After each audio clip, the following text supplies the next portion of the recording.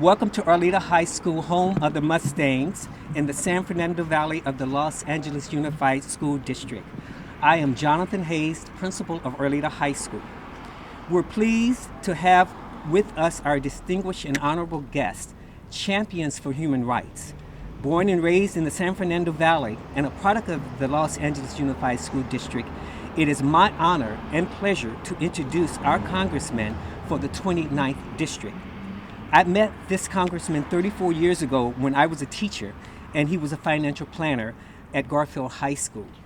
He professed his love for the San Fernando Valley and a place that I had never visited because I was not from California originally. Then in 1994, I took a position at Sylmar High School near the San Fernando Valley where I encountered him again. I have watched him serve this community as a champion for community-based gang intervention, affordable solar energy, at-risk Medicaid protection. He has worked to designate the offices in Pacoima as the Richie Valens Post Office. He has worked to designate the Marilyn Monroe Post Office in Van Nuys as the Marilyn Monroe Post Office. And I am pleased to see that he and others, like Congresswoman Karen Bass and Senator Cory Booker, turn their attentions to our at-risk youth. In these times, we do need an entire village to raise our students and our children and to help them thrive in the educational and in the juvenile system. With no further ado, I would like to introduce you to the 29th District Congressman, Mr. Tony Cardenas.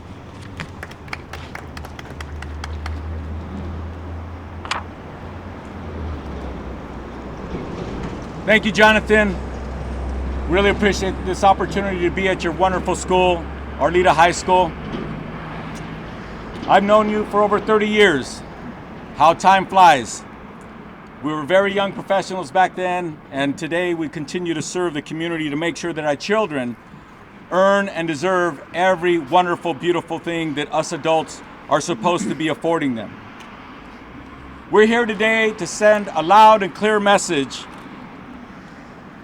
that our kids belong right here in schools, not behind bars, not in the back seat of a police car, and certainly not wrongfully incarcerated or wrongfully accused. They belong in these playgrounds. They belong to be nurtured and cared for so that they can achieve all that they have been meant to achieve. I'm very blessed that my wife and I have 4 children and now 2 grandchildren. And every parent, every grandparent, whenever you carry that child for the first time, you get flooded with all that you imagine for that beautiful human being and all the future that you expect of them. And even though when I was a child, very few people in this neighborhood, I grew up right down the street, would ever think of that child being a president of the United States. Maybe a bit dark skin, maybe from our side of town, but certainly everything else, a great education, a wonderful life, a clean life.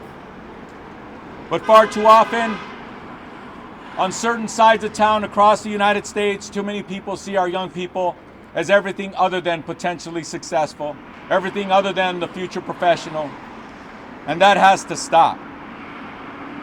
Growing up in Pacoima, that was the disparity that we recognized in our neighborhood, and unfortunately, that cycle perpetuates to this day. Oh no, young man, oh no, young lady, you want to be an engineer? You probably make a fine mechanic. College is not for you. Well, I didn't just make up that story, I just quoted my interaction with my counselor at my high school. And I'm not the only one who got talked to like that at the high school around the corner from here. But I know here, Jonathan Hayes, that does not happen.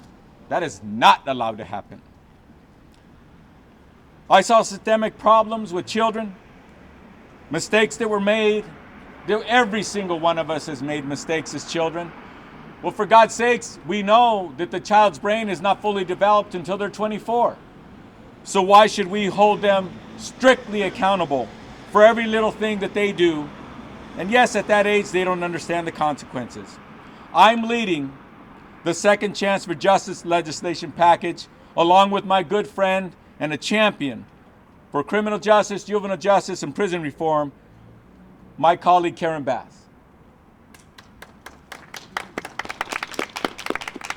And also a powerful individual, someone who speaks truth to power always, Senator from New Jersey, Cory Booker, because we all understand and know that our children deserve everything that they can amount to be. The Second Chance for Justice package furthers evidence-based prevention and intervention initiatives to intervene in the lives of young people. We know that intervention and prevention have much better outcomes than the traditional suppression model where we call in law enforcement for everything that happens. But don't take my word for it. Listen to the community leaders who work with children every single day. Smart youth justice alternatives make our communities safer and are the just and right ways to invest in youth development and crime prevention while reducing expenses for the taxpayers. Yes, it is the best way to go, the most efficient way to go, and it saves taxpayer dollars. In California alone, to incarcerate a child for 1 year costs the taxpayers, the community, $200,000. We have community-based organizations which just as little as $3,000 or $4,000 or $5,000 for an entire year. We can keep that child in this school and on track. We're fighting for justice, and we're fighting for what is right, and we're fighting to make sure that our country is a country of true equality for every person, man, woman, and child. We owe our children and the entire system the opportunity to use the tools that work to make sure that our children remain in the community and are nurtured and also get the second chance that our country espouses everybody deserves. And with that, it's my honor to introduce to all of you and give an opportunity to speak to this truth, my colleague, Congresswoman Karen Bass. Thank you. Good morning, everyone. I know I can speak for my colleague here. We are glad to be in Los Angeles. It is nice to be home, and it is nice to have a press conference in person that is not a Zoom press conference.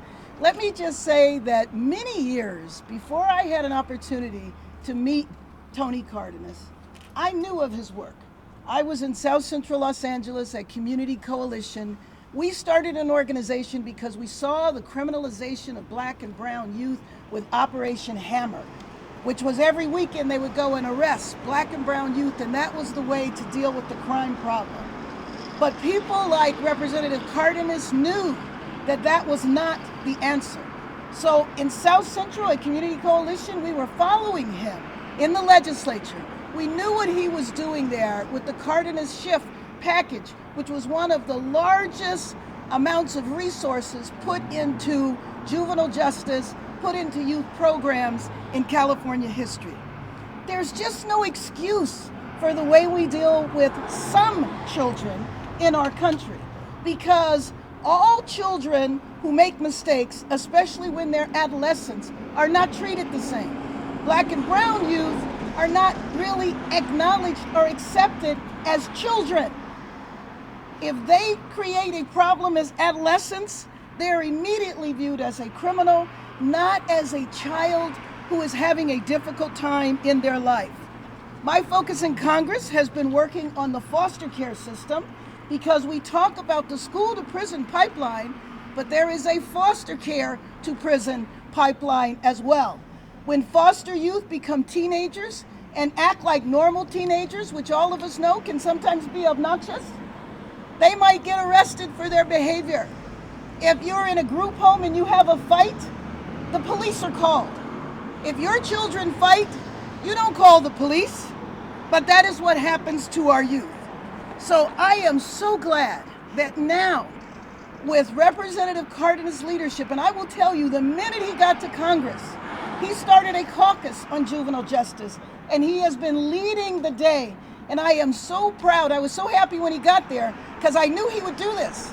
And I knew that I could join him, because child welfare, juvenile justice, they're twin systems. And they're twin systems that are reserved for low-income youth, and especially youth of color. And it is time that we view all children as children. We have the science now, so there is no excuse. I just want to briefly mention protecting Miranda Rights for kids. The fact that we even need that law, the fact that children are not given their rights necessarily, or their parents are not there when they are interviewed by police, is a scandal in and of itself. Community-Based Gang Intervention Act, we know how to stop youth involved with gangs, but the programs that do that are never resourced. And so the Community-Based Gang Intervention Act will provide those resources. Eliminating Debtors Prison for Kids Act, I don't know that people really realize that parents and children are fined for a variety of things. We ended it in LA County, but it used to be that a parent had to pay money for room and board if your kid was locked up. And you're talking about poor families to begin with. It starts a long cycle of criminalization. So I couldn't be more honored to be here today and to see that Representative Cardenas, after just a few years in Congress, is spearheading this effort to finally reform the juvenile justice system. I'm happy to say that the criminal justice system, we've been looking at reforms for a while, but we haven't focused on children and we haven't focused on women. So I just want to congratulate him for his continued leadership in this effort.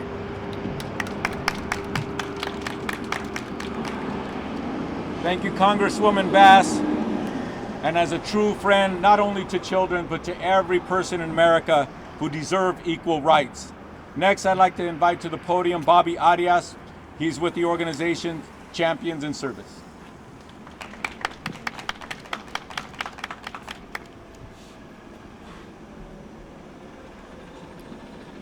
Thank you, Congressman. It is an honor and it's personal for me to be here. I'm an elder in this community. I grew up just right down the street, educated right down the street. I'm a president of community, actually we changed our name to Champions in Service. And one of the reasons we changed it to Champions in Service was really after Tony's leadership. He is a champion. And you should know that for the past 30 years, we've been serving exclusively the population that everybody's running from, not to.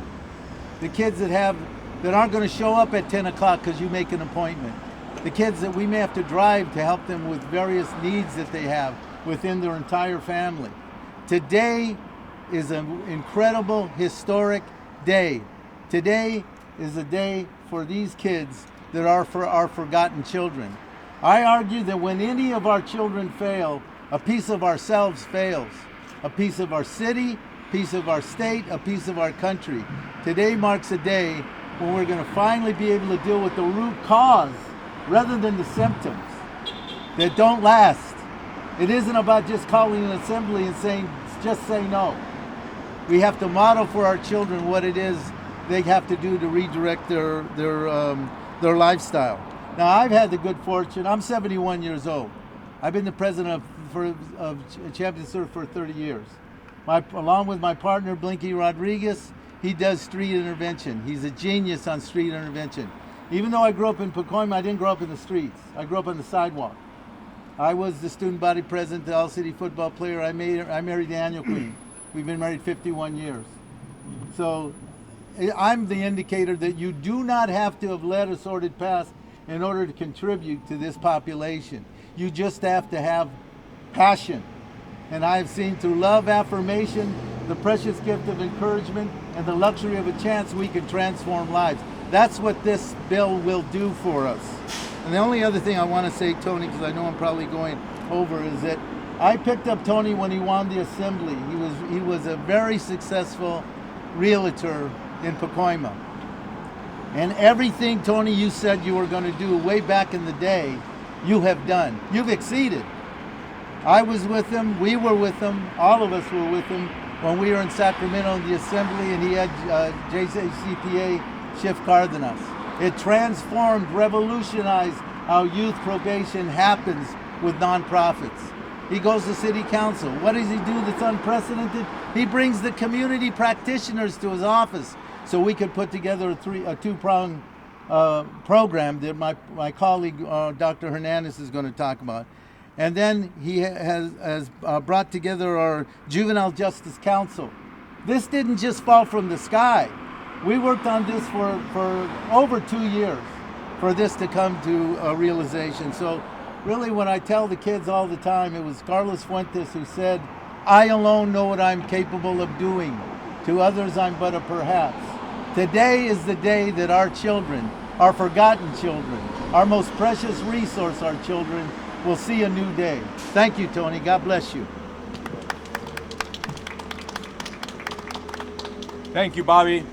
And thank you for all the wonderful work that you've been doing for decades here in our community, inspiring and supporting our youth. Next, I'm going to invite to the podium a visiting professor. I don't want to misspeak. The lecturers and professors, they all have different titles, but a senior lecturer at USC and the founder of Visionary Youth is Robert Hernandez.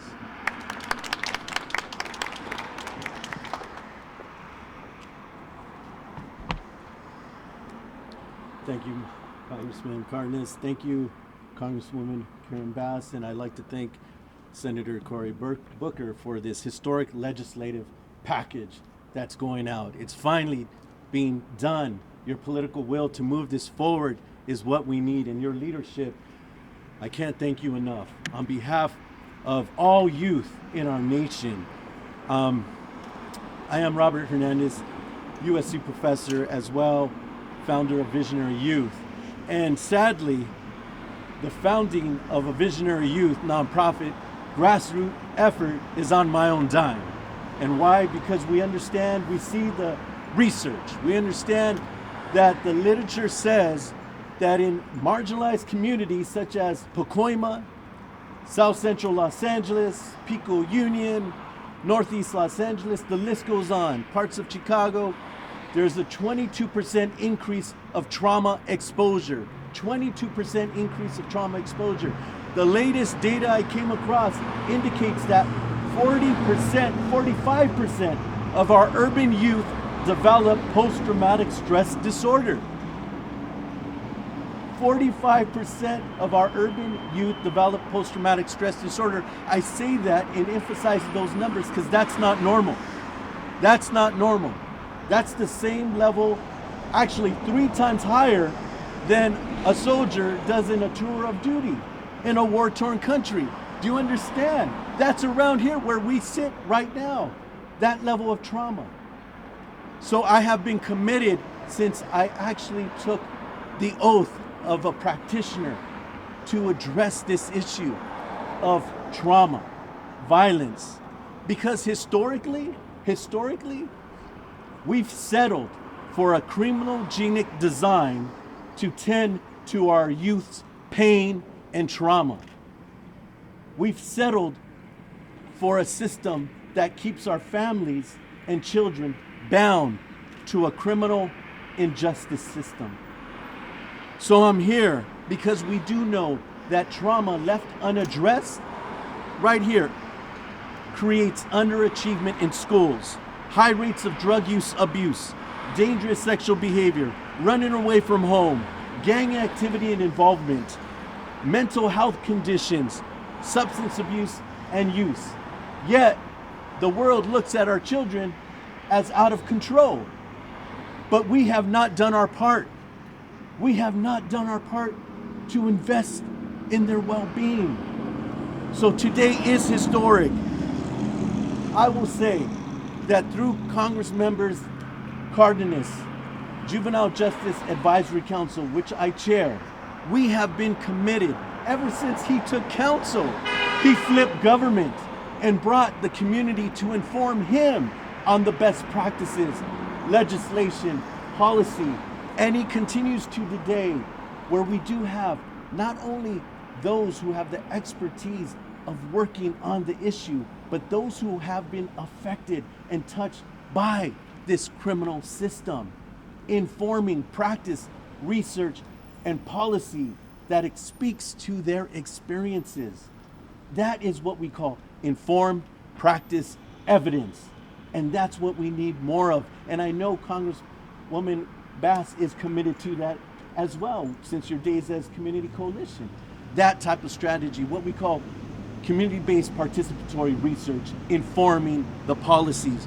So today, I look at this historic piece of legislation offered by Congressmember Cardenas, Bass, and Senator Booker. This second chance for justice legislation package is historic. It is what we need. I mean, right now, the Protecting Miranda Rights for Kids Act, it ensures due process. It upholds our constitutional right for our children. And then the Community-Based Gang Intervention Act, it presents accountability, ensures that there are dollars for organizations that have the ability, the credibility to stop the violence. And why is that important? Because we know then we could bring in access to treatment, to care. When I first started my graduate studies at USC, I came across this, what I was calling neglected population, and people would look at me with the jaundiced eye when I would say gang-involved, gang-affiliated youth. They're like, what are you talking about? Because the research and studies show that once a youth becomes in contact with the criminal justice system, gang alliance strengthens by 88%, and that's coming from the National Gang Threat Assessment. So are we manufacturing the issue? So how do we get on the front end and provide access to treatment? The Community-Based Gang Intervention Act, which you championed when you were city council, does just that. And then lastly, the last piece of legislation, the Funding Debtors Act, literally provides the resource to treatment. Because what we have seen is that we've invested in punitive measures that continue this cycle of incarceration. So this is historic. Again, I want to thank Congressmember Cardenas, Bass, Senator Booker, for your political will to take a stance on behalf of our country's youth to ensure healthy development for all youth in America. Thank you so much. Thank you, Robert. Now I'd like to bring to the podium Monica Jackson. She's the Executive Director of New Directions for Youth.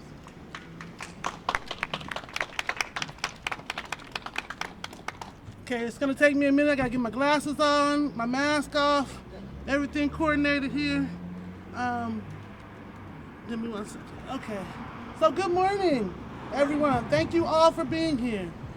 It is my pleasure as the Executive Director of New Directions for Youth to take this opportunity to support the second chance for justice package, legislative package. This is so important. I can't even put into words how important this is for our young people. As a recent law school graduate and a person who's been working in this field for the last 22 years at New Directions for Youth, I see it every day. The youth struggling to move forward, those with contact with the juvenile justice system being stuck there and not be figuring out a way to get out, and their parents in sorrow, trying to figure out how they can help their young person. Since the beginning at New Directions for Youth in 1999, I knew that it was the place that I wanted to be. Having an opportunity to work with young people is a pleasure, is a joy, no matter what their circumstances are, no matter what they've had to suffer through, no matter what is happening in their lives, their poverty, substance abuse, mental health issues, and things like that. This was an opportunity to be what I would call a corner person. You guys ever see the boxing match when the boxer goes out there and boxes and he comes back and he sits down and there are those people in this corner that dry him off, give him water, make sure that he's okay, sure him up or her up and put them back out there? Well, I feel like it's our job as a nonprofit that works with youth to be corner people for all youth. We're here, that's our purpose, that's what we do every day. I'm so excited to support this legislative package because it means so much to the young people. The part about the Miranda rights, super important. How can a 14-year-old waive their Miranda rights? How can that happen? They can't even go sign a contract and be held accountable for that. They can't go buy liquor or cigarettes, not that they need them, but they have lots of restrictions. How is it that they can give up their most precious asset, their freedom, without counsel, without their parents? I'm so excited that this is being put, that Congressman Cardenas and Congresswoman Bass and Senator Booker are putting this in the forefront, because it's not right and it's not okay. As we continue to be corner people, one of the most simple things that I think that Bobby mentioned earlier was letting the youth know that we believe in them. I don't care what you did. I believe in you. You have just as much potential as a young person to grow up to be a healthy, happy, successful adult as any other young person. They've done experiments, and I don't remember the name of the experiment, but they took a couple of classrooms of kids. They're all average kids, all the same. And they had one teacher go in and say, you know what, you guys are in trouble. I don't think you're gonna make it. And and what happened to that classroom? It performed as such. They didn't make it. They had another teacher come in and say, you guys are the best, you are the cream of the crop. You are the ones who are gonna exceed all your expectations for in the world. And you know what they did? They exceeded all their expectations. Simply believing in young people and making sure that they feel safe and that they have an opportunity to grow and learn is super important. And that's what the Gang Intervention and Prevention Act is about. We want to provide an opportunity for our young people, again, no matter what they did, to have a place that they feel safe, that they can ask questions, that they can experiment and learn without feeling that they're going to be arrested and pulled away from their family. This is so important to me, and I'm so passionate about it, and I'm so excited that it's coming forward. And who even knew that there was a debtor's prison for juveniles? I didn't even know that until I was educated by the congressman about that. Is that insane? You mean juveniles are in prison because they can't pay their debts? That is a no-no, and I don't support it at all. With all that being said, I want to thank the congressman and the congresswoman. I want to thank the other community-based organizations for their support in the community, because none of us can do everything. We all have to work together to make sure that our young people get what they deserve and have the opportunities that they earn. With that being said, I wanted to say again that I support this legislative package put out, and I can't wait to see it put into place and be able to affect our youth in a positive way. Thank you. Thank you very much, Monica. We'll take questions, but first I want to clear something up. When we were going to have this press conference, a very good person from law enforcement asked us a direct question. He says, are these defund the police laws that you're proposing? I'm really sorry. To the contrary. This is fortifying the community. This is giving police families that are not frustrated from being in debt from one little mistake that their child made. So it makes it easier to police the streets when you don't have people ultimately frustrated and upset. When it comes to a police officer or any adult talking to a young 14-year-old, that 14-year-old has rights, and those rights should be respected. Because if that young person answers a question wrongly, and it leads to the wrong person being arrested, believe me, I would think that frustrates the police and pisses off the community, and it certainly ruins the life of that child who's wrongly imprisoned. So this is the opposite of defund the police. This is supporting the police in a positive way where the community is more in tune with the police. It's not an us versus them, it's a we package. This is a package that I already spoke to then candidate Biden, who's now President Biden, and if his staff is watching this, President Biden is waiting for this legislation to get to his desk. Did I talk to him last week? No. Did I talk to him since he got sworn in? No. But I did talk to an honest man that I told him what my number one issue was, which is justice for our youth. And he put his hands on my shoulders. Yes, he put his hands on my shoulders, and I didn't complain. And he said, Tony, I love legislation like that. please make sure that you put that on my desk. Any questions? Well, the story that I told you about San Fernando High School, I'd like to mention somebody who couldn't be with us today but would have loved to be here. And that is somebody who grew up in the same neighborhood I did, the son of immigrants like me. He's a smaller family. We had 11 kids in our household. They had 3. But he is now our United States Senator. And the story that I explained to you about people doubting that he could be somebody, people doubting that kids in our neighborhood could be somebody, well, he is now our United States Senator. And they doubted him too. So just remember this. When you doubt a child, when you think less of them because the neighborhood they grew up in, or the kids that they, quote, hang out with, please, please check yourself. Check yourself. And make sure that you don't make the mistake of telling a future congressman or congresswoman, or like Nuri Martinez, now the president of the City Council of Los Angeles, please make sure you don't stick your foot in your mouth and tell that little girl, no, you can't. Or that little boy, Alex, no, you can't. That's what this legislation is about. A true and equal just community, a true and equal just system, a true and equal justice, just United States of America. Thank you so much for being here today. Appreciate it. Thank you.